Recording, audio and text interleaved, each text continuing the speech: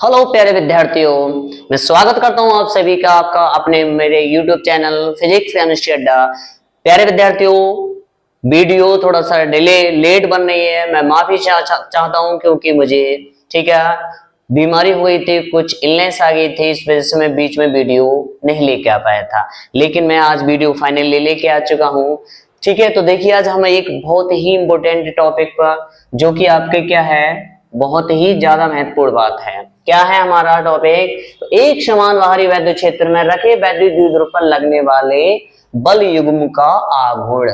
ठीक है, एक समान कोई वैद्युत क्षेत्र होगा, उस पर क्या करेंगे? ठीक है, वैद्युत द्विध्रुव के कारण उस पर कोई बल लगेगा जिसको हम बल युग्म आघूर्ण के नाम से जानेंगे। That's it. ठीक है, तो प्यारे विद्यार्थी ये मैंने कोई फिगर बना लिया है। ठीक, यहाँ पर ये मेरा प्लस क्यू आवेश है, मैंने लिखा नहीं है, ये मेरा माइनस क्यू आवेश है, अर्थात ये हमारा एक वैद्युत द्विध्रुव है। इसको नाम देना चाहें तो ये ए हो गया और ये हो जाएगा हमारा प्यारे विद्यार्थियों बी। ठीक, चलिए देखिए, अगर ध्यान से देख रहे हो तो इस पर एक बल लग रहा है जो कि एक माइनस क्यू आवेश के कारण लगेगा, और इस पर एक बल लगेगा जो कि प्लस क्यू आवेश के कारण लगेगा। तो वैद्युत द्विध्रुव आघूर्ण क्या होता है, क्या काम करता है? तो प्यारे विद्यार्थियों, इसका काम ये होता है कि इस पर देखिए, जब इस पर कोई बल लगता है, ठीक, इस वैद्युत द्विध्रुव आघूर्ण पर जब कोई बल लगता है, इसको जब वैद्युत क्षेत्र में रखते हैं, हम वैद्युत क्षेत्र में रखते हैं, तो इस पर कोई बल कार्य करता है। क्या करता है? कोई बल कार्य करता है। और जब ये बल कार्य करता है तो इसी बल को हम प्रत्यानयन बल या फिर बल युग्म का आघूर्ण भी कहते हैं। और ये क्या करता है कि इस वैद्युत द्विध्रुव को घुमाकर उस वैद्युत क्षेत्र के समांतर, अर्थात इसको ऐसे क्या है, ये जिस तरह से दिख रहा है ये आपको, तो ये क्या करता है, इसको वैद्युत क्षेत्र के समांतर यानी इस तरह से लाना चाहता है। ठीक है, इस तरह से लाना चाहता है। तो हम थोड़ा सा इसका डिफाइन करेंगे। तो देखिए, सबसे पहले क्या कहेंगे कि किसी एक समान वैद्युत क्षेत्र में जब वैद्युत द्विध्रुव आघूर्ण को रखा जाता है तो इस पर एक बल कार्य करता है जिसे प्रत्यानयन बल युग्म कहते हैं जिसे टो, क्या बोलते हैं इसको? ठीक, इसको मैं यहाँ लिख दे रहा हूं टो, और यहाँ लिख देंगे टो से प्रदर्शित किया जाता है। ठीक है प्यारे विद्यार्थियों, क्या लिखा मैंने कि किसी एक समान वैद्युत क्षेत्र में क्या करते हैं, जब वैद्युत द्विध्रुव आघूर्ण को रखा जाता है तो इस पर स्वतः ही क्या है, एक बल लगना स्टार्ट हो जाता है। उसी बल को हम क्या बोलते हैं? प्रत्यानयन बल युग्म आघूर्ण कहते हैं। ठीक है, और ये बल युग्म आघूर्ण क्या करता है? इस वैद्युत द्विध्रुव को वैद्युत क्षेत्र के समांतर रखने की कोशिश करता है। ठीक है, साथ में देखिए, अब थोड़ा अगर मैं लिखूं तो यहाँ पर थोड़ा बहुत अपनी तरफ से लिख सकते हो कि माना कोई ये भी क्या है, एक वैद्युत द्विध्रुव आघूर्ण है आपका। ठीक, और जिनके बीच की दूरी 2l है। ठीक, साथ में इसमें माइनस क्यू, अब इसके कारण इस पे कुछ बल लग रहा है जो कि इधर की साइड को लग रहा है, और प्लस क्यू, अब इसके कारण इस पे कुछ बल लग रहा है जो कि सही है वैद्युत क्षेत्र की डायरेक्शन में लग रहा है। तो बल हमारा बराबर है, बस डायरेक्शन दो उसकी, ठीक है, आपकी चेंज है। तो तब क्या होगा, तब ठीक क्या लिखेंगे, वैद्युत बल युग्म आघूर्ण। ठीक है, क्या होगा, अर्थात टो। तो बराबर क्या होगा, कोई एक बल, इसमें से कोई एक बल, और देखिए जो बल है, ठीक है, जो बल क्रिया है हमारी, ठीक है, ये अर्थात ये वाली लाइन, इनके बीच की जो लंबवत दूरी होगी प्यारे विद्यार्थियों, उनकी सही है। तो हम बोल सकते हैं क्या है, अब इनके बीच की लंबवत दूरी जैसे ए बी सी, इसको सी ले लो आप, तो क्या बोलेंगे, दोनों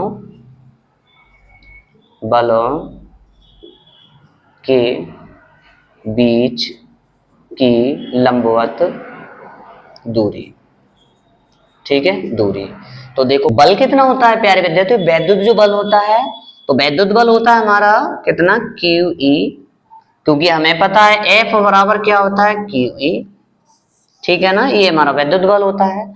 अच्छा, दोनों बलों के बीच की लंबवत दूरी, तो दोनों बलों के बीच की लंबवत दूरी अर्थात ये हमें निकालनी है। तो अगर प्यारे विद्यार्थी थोड़ा सा देखें तो देखिए ये 2l है हमारा और ये हमें निकालना है।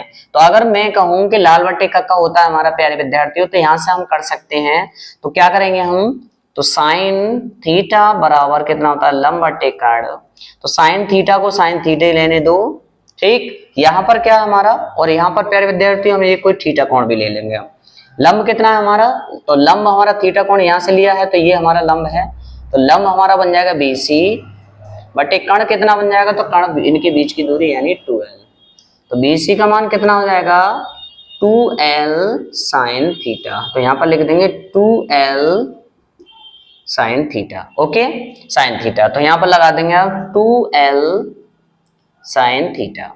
अब देखिए इसको थोड़ा सा व्यवस्थित कर लेंगे, 2QL इंटू ई साइन थीटा, लेकिन लिखेंगे लेकिन P बराबर होता है हमारा कितना, 2QL, तो इस पूरे की जगह प्यारे विद्यार्थियों हम P लगा देंगे, तो ये टॉ बराबर हमारा बन जाएगा PE साइन थीटा, और यही बन जाएगा हमारा क्या है, बल युग्म का आघूर्ण, जिसका न्यूटन मीटर, ठीक है, न्यूटन मीटर इसका क्या होने वाला है, मात्रक होने वाला है, न्यूटन मीटर, ठीक है, न्यूटन मीटर इसका मात्रक रहने वाला है। अगर इसको निकालो तब भी निकल आएगा आपका, मात्रक निकालो तो, ठीक है, तो इसका ये मात्रक हो गया।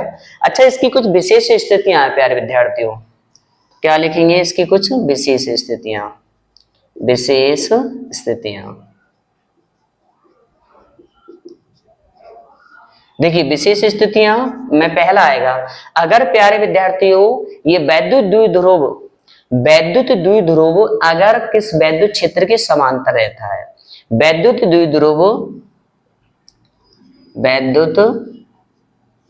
द्विध्रुव किसके, वैद्युत क्षेत्र के समांतर, अर्थात जब ये इसके समांतर रहेगा तो जो हमारा थीटा कोण रहेगा वो शून्य रहेगा, तो उस स्थिति में क्या रहेगा आपका, क्योंकि भैया देखिए यहाँ थीटा भी है और थीटा की जीरो कितना हो जाएगा, साइन जीरो का मान कितना होता है, जीरो होता है, तो टो बराबर हमारा कितना हो जाएगा, जीरो। अगर वैद्युत द्विध्रुव इस वैद्युत क्षेत्र के समांतर रहेगा तो वहां पर कोई बल युग्म कार्य नहीं करेगा, क्योंकि टो बराबर जीरो हो जाएगा। क्यों हो जाएगा, क्योंकि सर हमारा जो समांतर हो जाएगा तब तो हमारा कोण जो हो जाएगा वो 0 डिग्री हो जाएगा, और साइन जीरो का मान हमारा 0 ही होता है। जब ये 0 बन जाएगा तो ये पूरे को क्या बना देगा, फिर वहां PE वैद्युत क्षेत्र क्या है, वैद्युत द्विध्रुव आघूर्ण क्या है, मैटर नहीं करता, क्योंकि ये 0 बना देगा सबको। अच्छा, दूसरी स्थिति क्या रहेगी, अगर देखिए ये मैं ये कह रहा हूं, अभी जो मैं बता रहा था ये पहली वाली स्थिति ये है, वैद्युत द्विध्रुव अभी कोई कोण बना रहा है, ये इस तरह से क्या हो जाएगा, इस तरह से बन जाएगा बिल्कुल, तो ये जो थीटा कोण बनने है ये बिल्कुल क्या हो जाएगा, इसके समांतर हो जाएगा, यानी यहां पर आएगा तो ये जो कोण बनने है ना बिल्कुल भी कोण नहीं बनेगा, तो 0 डिग्री कोण बनेगा आपका, ठीक है। अब दूसरी स्थिति में क्या है कि ये वैद्युत द्विध्रुव अभी थीटा कोण बना रहा है, अब दूसरी स्थिति में क्या है, ये कुछ ऐसे हो जाएगा, यानी ये हमारा वैद्युत क्षेत्र हो गया और ये हमारा क्या होगा, वैद्युत द्विध्रुव, तो इसको हम घुमा देते हैं तो ये इसके क्या हो जाएगा, लंबवत, यानी ये वाला जो कोण है आपका और बढ़ जाएगा आपका, तो 90 हो जाएगा। तो दूसरी स्थिति में क्या लिखेंगे कि वैद्युत द्विध्रुव क्या लिखेंगे, वैद्युत क्षेत्र के लंबवत, क्या हो जाएगा, लंबवत। जब लंबवत होगा तो अर्थात थीटा का मान कितना होगा प्यारे विद्यार्थियों, 90 डिग्री, और जब 90 डिग्री हुआ तो इस स्थिति में हमारा टो, क्योंकि हमें पता है कि साइन 90 का मान जो आपके साइन के पदों में होता है एक होता है और वो एक आपका मैक्सिमम होता है। तो इस स्थिति में जो होगा हमारा टॉ मैक्सिमम होगा, और टॉ मैक्सिमम होगा आपका पी ई साइन थीटा। ठीक है प्यारे विद्यार्थियों, तो इस स्थिति में हमारा क्या होगा, ये टॉ मैक्सिमम आएगा। अगर हम इसको वेक्टर फॉर्म में लिखें तो वेक्टर फॉर्म हमारा इस तरह से बन जाएगा, इस तरह से। ठीक है, चलिए ओके प्यारे विद्यार्थियों, उम्मीद करता हूँ ये आपका टॉपिक क्लियर हो गया होगा। और ये प्यारे विद्यार्थियों आगामी एग्जाम में आपका आने वाला एक इम्पोर्टेंट टॉपिक है। ठीक है, तो इसको जरूर लर्न करें।